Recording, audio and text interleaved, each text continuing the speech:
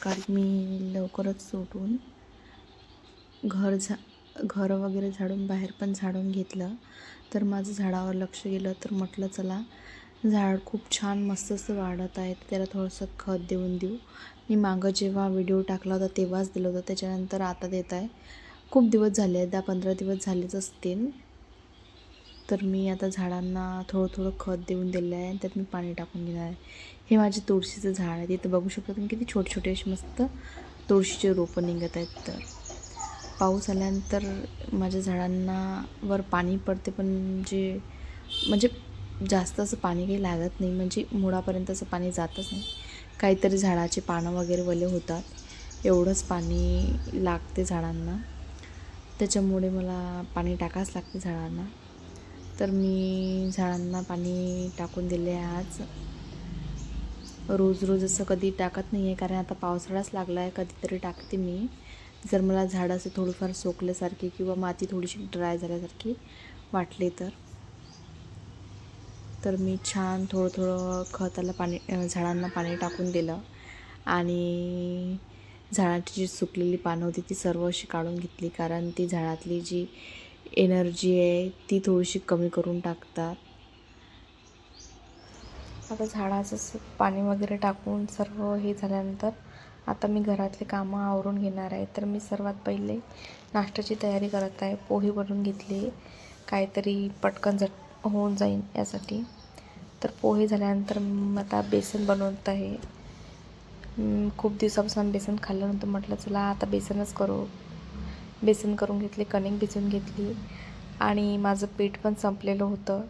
तर मी या चक्कीतून पीठ दळण पण काढून घेतलेलं आहे. दळण काढल्यानंतर माझ्यासाठी सर्वात मोठं असं काम आहे ती चक्की साफ करणं. तर या चक्की साफ करायला खूप जास्तचा वेळ जातो.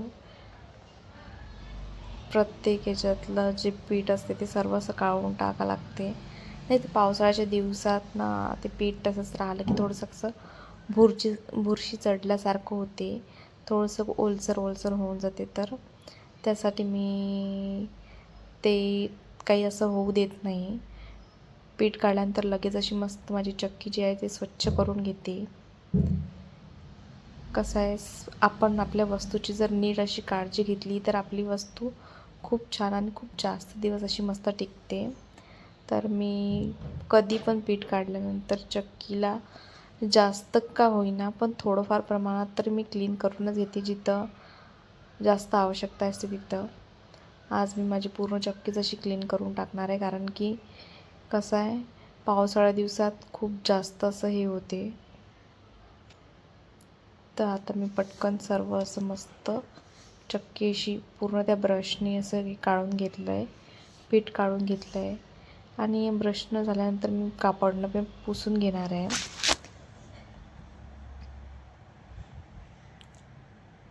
वेळेवरच्या वेळेवर असं पटकन करून टाकलं की जास्त काही असं जाणवत नाही. पण पीठ काढल्यानंतर प्रत्येक वेळीच एवढं सर्व खराब होते.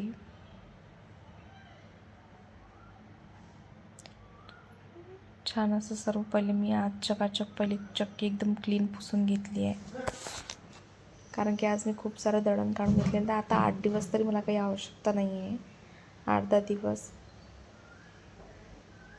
तर अशी माझी मस्त चक्की चकाचक झालेली आहे. त्या बघू शकता तुम्ही, मस्त अशी मी क्लीन करून घेतली आणि फडक्याने पण थोडंसं पुसून घेतलं छान.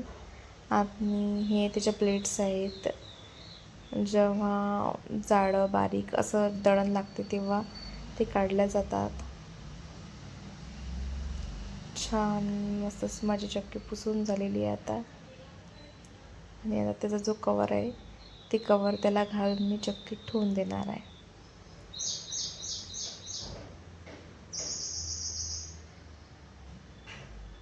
वरतून पुसून घेतली आणि माझी सगळी कामं अशी आवरल्यानंतर मी मार्केटमधून हे 2 टॉप घेतले ते मी तुम्हाला दाखवत आहे. जास्त काही असे हे नाही आहेत, सिम्पलमधूनच आहेत. तर कसं वाटते कमेंटमध्ये नक्कीच सांगा मला हे 2 टॉप. हे असे मी 2 टॉप घेतलेले आहे, पाहू शकता तुम्ही.